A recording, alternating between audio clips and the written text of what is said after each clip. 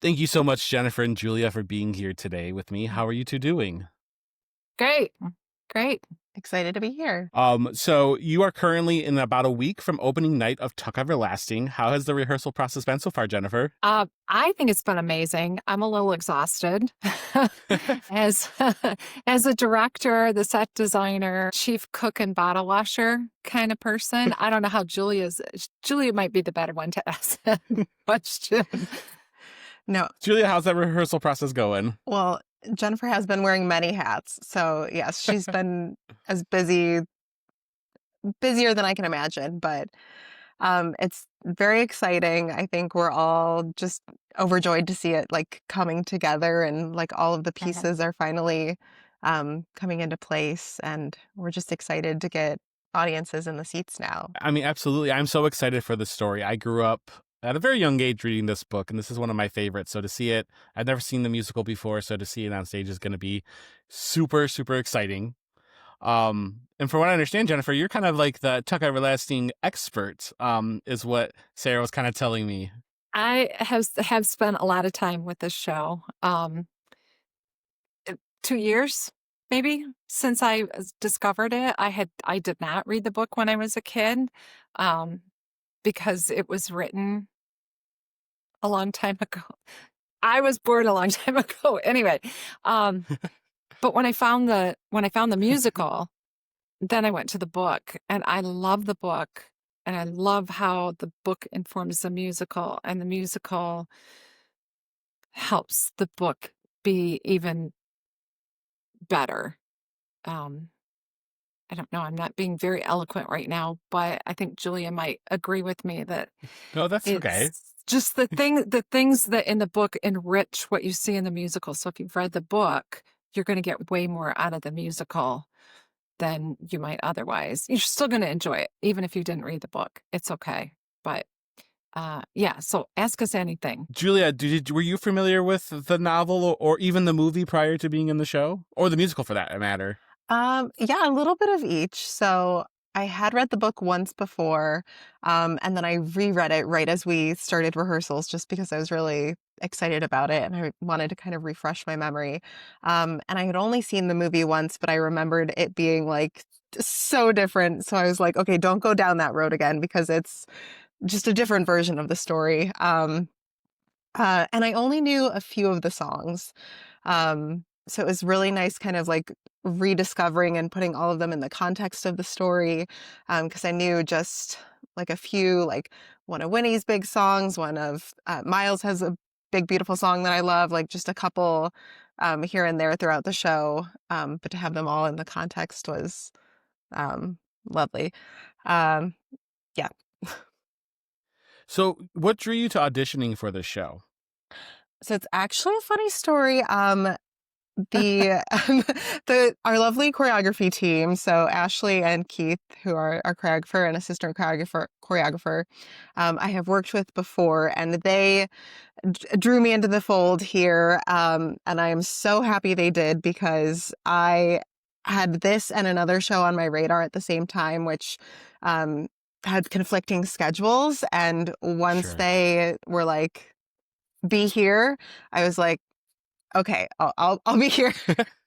And I have not looked back since. I'm so pleased because everyone involved in this show has been so lovely. That's fantastic to hear. I mean, Stagecrafters is always super friendly and stuff, so to hear that the behind the scenes is kind of that same energy is just fantastic. Now, Jennifer, you said you kind of been with this show for 2 years. What's been your journey with Tuck Everlasting? And then what drew you to decide, like, I'm going to direct this show? Well, I do high school theater. Okay. I do the musical and the plays at Clarkston High School, the after school program. And I was looking at Tuck because it had so many boys in it, boy roles, and I had a lot of boys that were amazing. And my tech director and I were looking at it, and I'm like, we can't pull this off. We can't.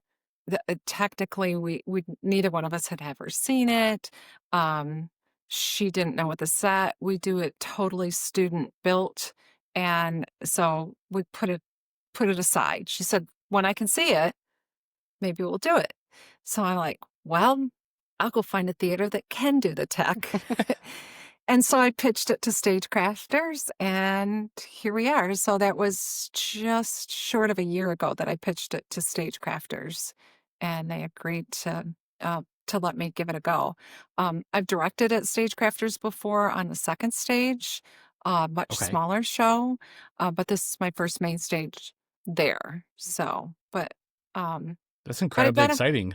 yeah, it's great. And I love directing high school kids, and I was super excited to work with adults.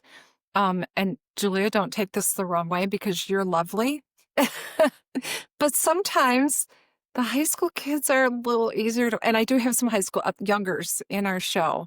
So it's been interesting. It's been fun. It's been a little bit of a challenge, but they're really all just enjoying bringing this story to life. And their mission, if they chose to accept it, and I think that they did, is that there won't be a dry eye in the house when we are done. So I'm be fully forewarned. prepared. Granted, I can cry over a commercial now, but like I'm totally prepared to be sobbing at the end of the show. Yes. I've been preparing for weeks. I told my sister who got me into this book, I was like, I'm gonna be leaving the show and I'm gonna be just like tears streaming down my face.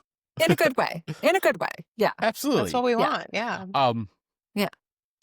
Speaking of Tuck Everlasting, sounds like we're all kind of familiar for it, but there's probably some people who aren't. What's the story of Tuck Everlasting? And Jennifer, I'll start with you, and then Julia will jump to you. Okay, Jennifer, what's the story of Tuck Everlasting, specifically even in the stage show? Because I'm sure there's some parts that are changed. In the stage show, the gist of it is the same. It's and I Okay. have to confess, I've not seen the movie. I've heard about the movie. I don't want to watch the movie. Maybe one day I will, but it sounds like it's very different. And Julia's seen it, so she can speak to that.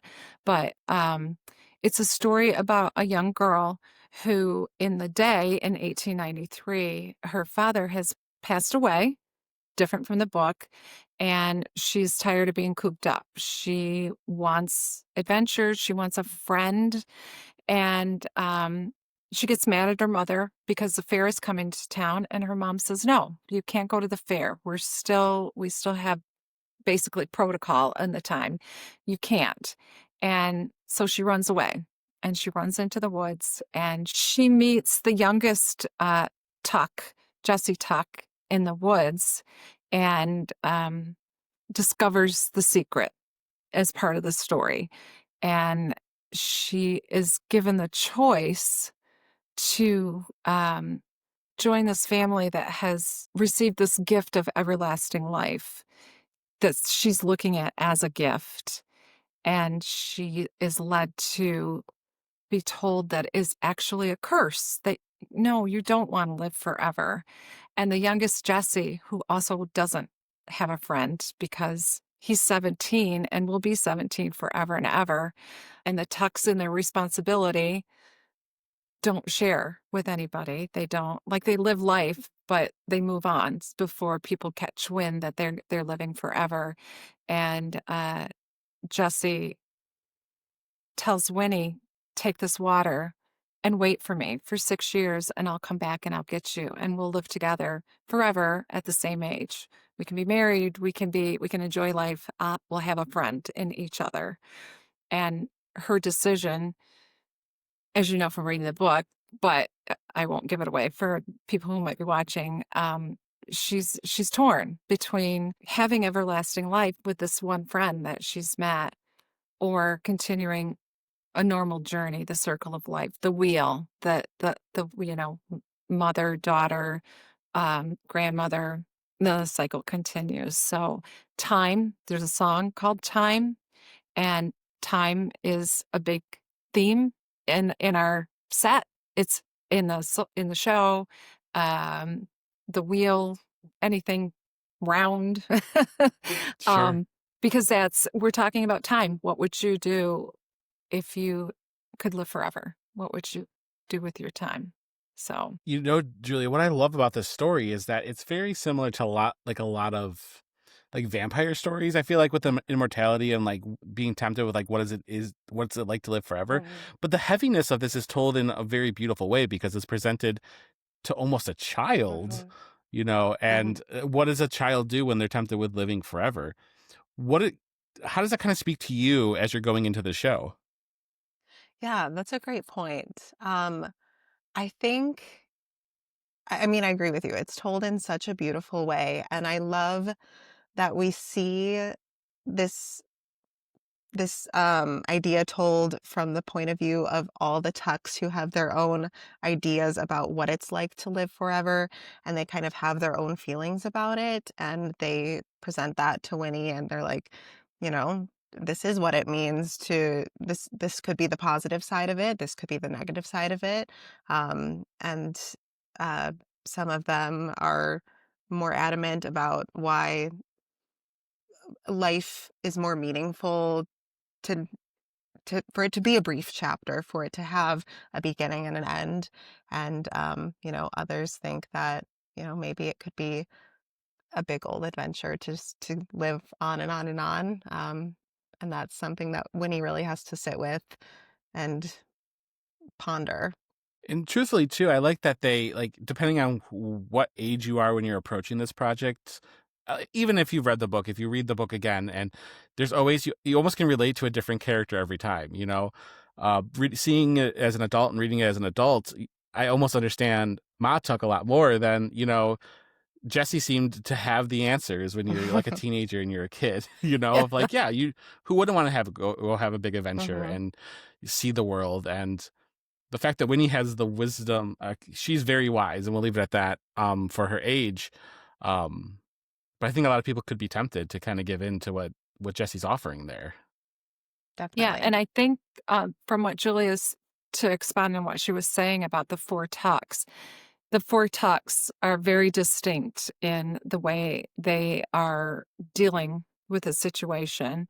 Um, Father Tuck Angus is depressed, doesn't want to do anything, but is just can't wait to see her boys every 10 years. Um, Jesse, seeing the world, living it up, trying all the things, going over the Niagara Falls in a barrel, and then Miles, who is the the most he's the most angsty of the Tucks because he had for a moment he had a family and his family is gone and he knows that he can never do that again. And his family, his son has died, his wife has died long, who knows, because he's so old. Um, but the fact that Winnie has come into their lives and she has changed them all a little bit in her childlike way, in her wisdom, in her innocent wisdom, um, she's made them all question the way they are choosing to live the life that they're going to live forever. Now, when you are taking this story, Jennifer, like, and as the director, the set designer, you have a lot of kind of say in this. What is it that, like, how do you go about choosing what to highlight in the story, in the narrative, in the themes of the show as you're bringing it to life at Stagecrafters? I think that we've spent a lot of time on making sure that all of the characters really understand their motivations. That's always very important to me when I direct a show that people understand the words that they're saying. Why are they saying? And if you can't figure it out, we work together to get some true meaning. So you feel like it's true, even though it's fiction. It's of course it's fiction, but the words have to have some feeling behind it. Julia is our ensemble, and this is the busiest ensemble ever. They are they're spirits, which aren't really meant. I think in the book she discusses the music. Nana discusses the music as being an elf. They think that they're elves. And so these aren't really elves, but they're spirits and they come and go. They move all of the sets. They even move the toad that comes in and out. They're just there's a lot of dancing. There's a lot of beautiful, beautiful harmonies. They sound amazing. Dennis Penny is just doing a wonderful job with the vocals. And so they're all a family. They're all, that spirit is in all of them. on and off the stage. Oh, that was kind of a random Ju- ramble, but it's okay. So, Julia, it sounds like the ensemble has a huge, they have the weight of the show on their shoulders, literally moving the pieces, coming in and out, being the spiritual center of Tuck Everlasting. What is that experience like for you, and how do you feel like you factor into that narrative? Yeah, it's very busy, but it is so exciting and fun. I initially thought this was not a busy ensemble show, and I was very much mistaken. I was like, oh, we sing in a couple songs. No, we are on and off that stage constantly. Um, Also, some quick changes that are going to be brisk. But it's very exciting because I really enjoy the unspoken moments that we get. There are so many great scenes that we get to be in. Like I love, there's a song, The Wheel, that Angus and Winnie sing together, where they're talking about, again, that same motif, like the circle of life, the wheel, how it moves on. And we're, there in the background, kind of watching, singing along. And it's just a brief moment of the song. They share most of it together, and we just kind of come in. And I just love that we get to kind of share a little glimpse of it, kind of imbue, like, okay, Winnie, think about what he's saying, and then just disappear and have that little section to um, kind of impart our little spirit wisdom. I was gonna say you're doing a lot by not saying a lot. You're Yeah. floating in and just you're there as a reminder of the weight of giving up your life for immortality and stuff like that. hmm Yeah. And then there's a lot of other fun stuff we get to do too. Of course, we mentioned there's the fair. So, there's carnies and townspeople and lots of fun stuff going on there. You'll see juggling, lots of exciting things. This is a huge show coming to Oh, Stagecrafters. yeah. yeah. Jennifer, how do you feel like this has challenged you as a director? Because it sounds like this show is gigantic in both the spirit and the size of it. Well, Stagecrafters is, I had an actress say, but this is Stagecrafters. I have to do good. Like, and it wasn't Julia, and it was somebody who is doing just fine. It is a challenge. Because it's volunteer. I like to get paid to direct, if anybody's interested. But being a volunteer, I don't work in the summer. I only do the after school program. So thank goodness I'm not getting up at 5 o'clock in the morning and going to school. All of these people are working regular jobs. Kids are back in school. And so this week has been a little rough because we're all getting used to the new schedule.